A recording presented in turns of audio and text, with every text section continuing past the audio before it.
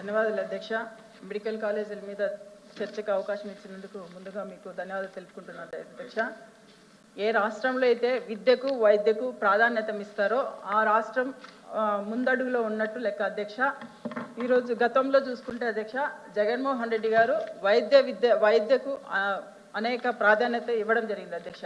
మీరు చూసుకుంటే అధ్యక్ష 17 మెడికల్ కాలేజెస్ కావచ్చు, ఆరోగ్యశ్రీ కావచ్చు, విలేజ్ క్లినిక్స్ కావచ్చు, 18 కావచ్చు అధ్యక్ష, ఫ్యామిలీ డాక్టర్ కాన్సెప్ట్ కావచ్చు అధ్యక్ష.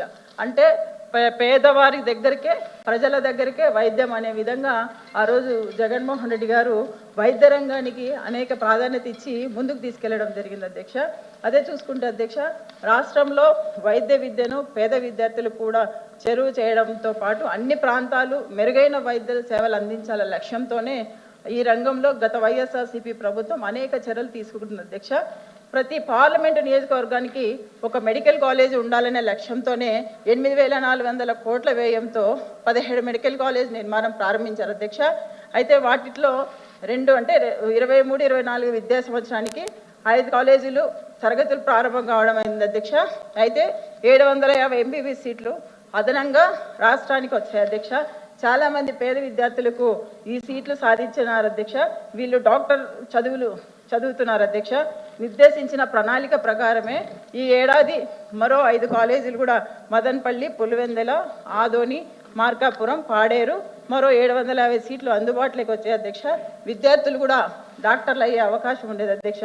కానీ కూటమి ప్రభుత్వం ఇప్పుడు పాడేరు కాలేజీని 50 సీట్లకే పరిమితం చేయడం జరిగింది అధ్యక్ష. పులివెంది కాలేజీని కూడా ఎన్ఎంసీకి అంటే 50 సీట్లు మంజూరు చేస్తే వద్దు అని విత్డ్రా చేసుకుని లెటర్ ఇవ్వడం జరిగింది అధ్యక్ష.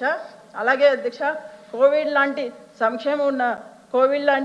సమస్యలు ఉన్న వైఎస్ఆర్సీపీ ప్రభుత్వం హయాంలో మెడికల్ కాలేజీలు నిర్మాణం కోసం 2,400 కోట్లు ఖర్చు చేసి 500 కాలేజీలకు క్లాసులు కూడా మొదలు పెట్టారు అధ్యక్ష.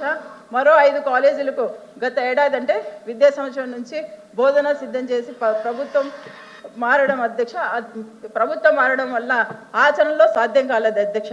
మరి ఈ ప్రభుత్వం గతంలో నిర్దేశించిన ప్రకారమే ఆ మెడికల్ కాలేజీల పనులు పూర్తి చేసి మిగిలిన కాలేజీలు కూడా అందుబాటులోకి తేవాలని అందుబాటులోకి వస్తాయని వాస్తవం కాదు అధ్యక్ష. కానీ అదే చేయకుండా మెడికల్ కాలేజీల నిర్వహణ భారం అంటూ చేతులు దులుపుకొని ప్రజా ఆరోగ్య సంస్థలను అమ్మేస్తారా అధ్యక్ష? ప్రైవేటు మీద మీకు అంత మోజెందుకు? ప్రభుత్వ సంస్థలు అంటే అంత చులకనెందుకు అని నేను ఈ ప్రభుత్వాన్ని అడుగుతున్నాను అధ్యక్ష. కొత్త మెడికల్ కాలేజీ నిర్వహణలో ఇబ్బందులు రాకూడదనే అదే సమయంలో పేద విద్యార్థులకు నష్టం జరగకూడదనే విధానంలో సీట్లను భర్తీ చేసి ఎన్నికల ఓట్ల సమయానికి అధ్యక్ష వీళ్ళు నానా రాద్ధాంతం చేశారు అధ్యక్ష. తాము అధికారం లేకొస్తే మొత్తం మెడికల్ సీట్లన్నీ ఫ్రీ అన్నారు అధ్యక్ష. సీట్ల సంగతి దేవుడు ఎరుగు అధ్యక్ష. ఇప్పుడు ఏకంగా కాలేజీలనే అమ్మేస్తున్నారు అధ్యక్ష. ఇది నిజంగా చాలా బాధాకరమైన అధ్యక్ష. పార్లమెంటు నియోజకవర్గానికి ప్రభుత్వ మెడికల్ కాలేజ్ ఉంటే ఆ నియోజకవర్గంలో ఉన్న ఏరియా ఆసుపత్రులు, సిహెచ్సిలు, పిహెచ్సిలు, విలేజ్ క్లినిక్స్ మార్గదర్శిగా ఉంటాయి అధ్యక్ష. సూపర్ స్పెషాలిటీ వైద్య సేవలు కూడా పేదలకు ఉచితంగా ఆ జిల్లా స్థాయి అక్కడే లభిస్తాయి అధ్యక్ష. మరి అలాంటి కాలేజీలను ప్రైవేటు పరం చేస్తే ముందుగా నష్టపోయేది ఎవరు అధ్యక్ష? పేద విద్యార్థులు కాదా? అక్కడ పేద ప్రజలు కూడా అధ్యక్ష. వారికి నాణ్యమైన విద్య అందాలి అంటే వాళ్ళకి ప్రైవేట్ ఆసుపత్రుల్లో పోటీ లభించే వైద్యం కోసం వసూలు చేసే ఫీజుల చాలా ఎక్కువ ఉంటాయి అధ్యక్ష. ఎప్పుడైనా ప్రైవేటీకరణకు గవర్నమెంట్కు పోటీ ఉంటేనే రేట్లు రీజనబుల్గా ఉంటాయని తెలియజేస్తున్నాం అధ్యక్ష. మెడికల్ కాలేజీలను ప్రైవేటీకరణ ఈ విధానం అందరికీ దెబ్బతీస్తుంది అధ్యక్ష. ఎందుకంటే ఈ మాట వాస్తవం కాదు అధ్యక్ష.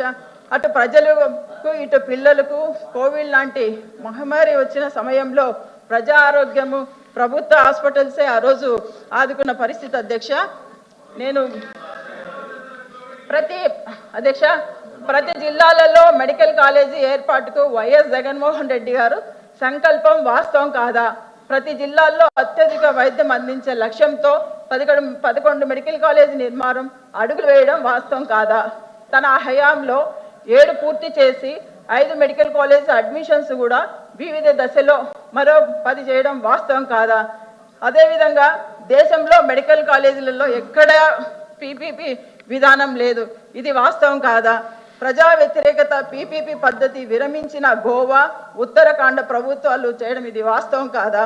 చంద్రబాబు నాయుడు గారు చెప్తున్న నిధుల కొరత కూడా తప్పుడు ప్రచారం కాదా? ఇది వాస్తవం కాదా?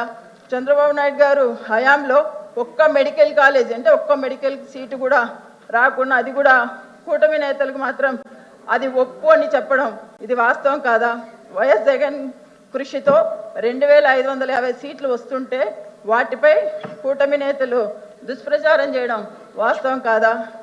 సీఎంగా ఉన్న చంద్రబాబు నాయుడు గారి సొంత నియోజకవర్గంలో కుప్పంలో కూడా ఒక ప్రభుత్వ మెడికల్ కాలేజీ తీసుకురాకుండడం ఇది వాస్తవం కాదా అని మీకు తెలియజేస్తున్న అధ్యక్ష. అదేవిధంగా ఈరోజు ఈ ప్రభుత్వం ఏదైతే మెడికల్ కాలేజీలను పీపీపీ మోడ్లోకి తీసుకెళ్తుందో, కానీ దీనికి మేము పూర్తిగా విరుద్ధం అధ్యక్ష. ఎందుకంటే అధ్యక్ష, ఈరోజు చూసుకుంటే మేమే కాదు అధ్యక్ష, మాతో పాటు ఇర్రెస్పెక్ట్ ఆఫ్ పార్టీస్ అన్నీ కూడా ఈరోజు ఈ పీపీపీ విధానాన్ని ఒప్పుకోవట్లేదు అధ్యక్ష. ఇంటలెక్చువల్స్ కూడా అనేక మంది రౌండ్ టేబుల్ మీటింగ్స్ పెట్టుకొని ఈ పీపీపీ విధానం వద్దు, ప్రభుత్వ మెడికల్ కాలేజెస్ ఎక్కడా కూడా ప్రైవేటీకరణ చేయట్లేదు, దేశంలో ఎప్పుడు కూడా ఇది చేయట్లేదని చెప్తున్నారు అధ్యక్ష. అంతెందుకు అధ్యక్ష, ఇప్పుడు పులివెందుల మెడికల్ కాలేజ్ గురించి చెప్తున్నారు అధ్యక్ష. అక్కడ తులసిరెడ్డి గారు స్వయంగా వెళ్ళారు అధ్యక్ష. ఆయన స్థానికుడు అధ్యక్ష, మా పార్టీ కాదైనా వెళ్ళాడు అధ్యక్ష. వెళ్ళి ఆయన చెప్పాడు, పూర్తిగా కాంగ్రెస్ పార్టీ అయినా కూడా పూర్తిగా వెళ్ళి ఆయన చెప్పాడు అధ్యక్ష, అక్కడ మెడికల్ కాలేజ్ రెడీ అయింది, చక్కగా హాస్పిటల్ రన్ అవుతుందని చెప్పడం జరుగుతుంది అధ్యక్ష. మంత్రి గారు చెప్తున్నారు అధ్యక్ష, మంత్రి గారు చెప్తున్నారు పోస్టులు లేవని.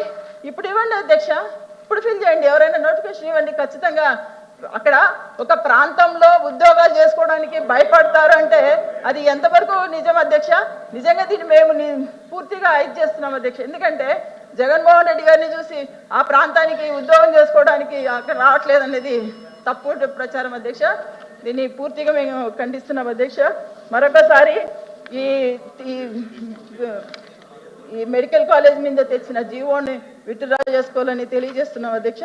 థ్యాంక్ యూ అధ్యక్ష.